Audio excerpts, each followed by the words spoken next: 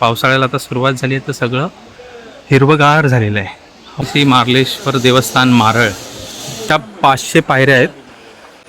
थंडगार असं वातावरण, आरती चालू आहे. डोंगर माथ्यावरून वाहत येणारा हा धबधबा.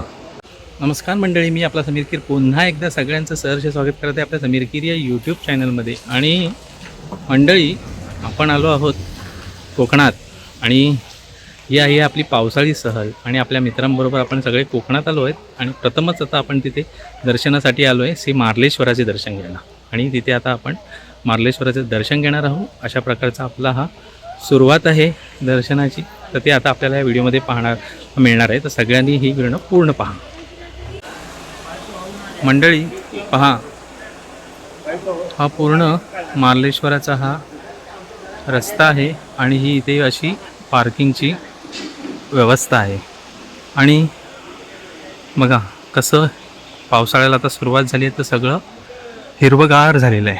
हा पूर्ण हा जे डोंगर आहे हा आहे मार्लेश्वराचं डोंगर. आणि बघा कसे ढग खाली आलेत डोंगरावर. आणि इथे हॉटेल्स, स्टॉल्स वगैरे आहेत. आणि आता आपण मार्लेश्वराच्या दर्शनासाठी इकडनं आपण आता पुढे निघत आहोत. हे बघा मंडळी, श्री मार्लेश्वर देवस्थान मारळ. आता इकडनंही पूर्ण पायऱ्या आपण डोंगरावर चढणार आहोत. आणि हे आपले मंडळी बघा कसे फोटो काढायला सगळे उभे राहिलेले आहेत.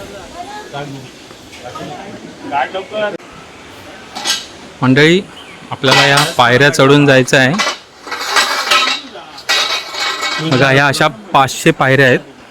ते चढून आपण मार्लेश्वराचं दर्शन घेणार आहोत. आणि या बाजूला बघा प्रसादाचे वगैरे स्टॉल्स वगैरे आहेत.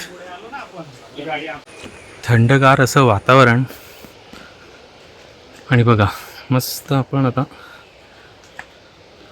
हिरव्यागार झाडी या डोंगराला आपल्याला बाजूला दिसत आहे. आणि डोंगर बघा या ढगांमध्ये दिसत नाही आहेत. हे ढग आहेत खाली उतरले. आपण जसं वरती चढतोय तसं हे ढग बघा कसे जवळ आले आहेत. आणि या डोंगर बघा कसे आपल्याला दिसत आहेत. आणि तिथूनच हा आपल्याला धबधबा पाहायला मिळतात. असे छोटे छोटे धबधबे तयार झालेले आहेत. मंडळी, आता आपण श्री मार्लेश्वर देवस्थान मारळ या ठिकाणी मंदिराच्या परिसरात पोचलेलो आहोत. आणि पहा आपल्याला पाहायला मिळत आहे इथून बघा कसे डोंगर आणि त्यातून हा तयार झालेला धबधबा आपल्याला इथून पाहायला मिळतो. बघा आता आपल्याला हा धबधबा जो तयार झालेला आहे परत तिकडे खाली पण तो आपल्याला इकडनं पाहायला मिळत आहे. या बाजूला देखील छोटे छोटे धबधबे आहेत. मंदिराच्या आवारात हे नारळ, फुलं, बेल वगैरेची व्यवस्था आहे. आणि इथे बघा आरती चालू आहे. मंडळी, आपण आता हा आवारात आलो आहे आणि इथे श्री देवस्थान मार्लेश्वर इथे आरती चालू आहे. आणि भाविकांनी लाईन देखील लावलेली आहे. मंडळी, श्री मार्लेश्वर देवस्थान हे मंदिराचा टाईम आहे सकाळी 7 ते संध्याकाळी 7. आणि हा त्याच्या सभोवतालचा हा जो परिसर आहे तिथून भाविक बघा हा आपल्याला समोर धबधबा पाहायला मिळत आहे. तिथे फोटोग्राफी करत आहेत, त्याचा आनंद घेत आहेत. आणि हे पहा आता हाच तो धबधबा श्री मार्लेश्वर देवस्थानचा धबधबा आपल्याला इकडनं जवळून पाहायला मिळत आहे. निसर्गाच्या सानिध्यात या डोंगर माथ्यावरून वाहत येणारा हा धबधबा कसा बघा खळखळ करत या इथे मंदिराच्या इथून असा वाहत वाहत असा येत आहे.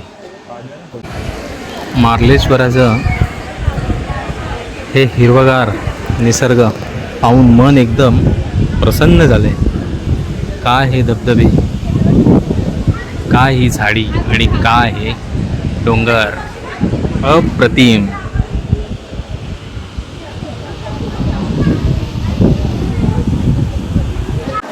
मंदिरामध्ये सुंदर असे दर्शन झाले आणि इकडचा परिसर वगैरे अप्रतिम असा पाहून आता आम्ही इकडनं निघत आहोत. मार्लेश्वराचं सुंदर असं दर्शन झालं आणि आता आम्ही डोंगर उतरत आहोत. पण आतमध्ये मला मंदिरामध्ये शूटिंग करण्यासाठी परवानगी नाही, त्यामुळे आतलं काही दाखवता आलं नाही, त्यासाठी क्षमस्व. आणि आता बघा पावसाला देखील कशी सुरुवात झाली आहे बघा, आणि हे ढग देखील ह्या डोंगरात खाली उतरले आहेत. मार्लेश्वराचे सगळे डोंगर बघा कसे धोक्यामध्ये म्हणजेच या ढगांमध्ये हरवले आहेत. आणि ह्या बाजूला आपल्याला तो मगाशी आपण धबधबा पाहिला तो बघा कसा खळखळत खाली येत आहेत. आणि आपली मंडळी पहा तिथपर्यंत वरती पोचलेली आहेत बघा, त्यांची काय मस्ती चालू आहे.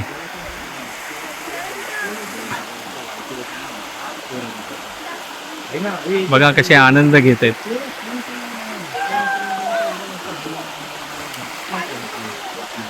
मज्जा चालू आहे यांची.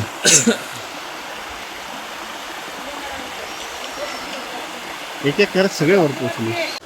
तर मंडळी अशा प्रकारे निसर्गाच्या सानिध्यात आपण मार्लेश्वर येथे श्री मार्लेश्वराचं दर्शन घेतलं.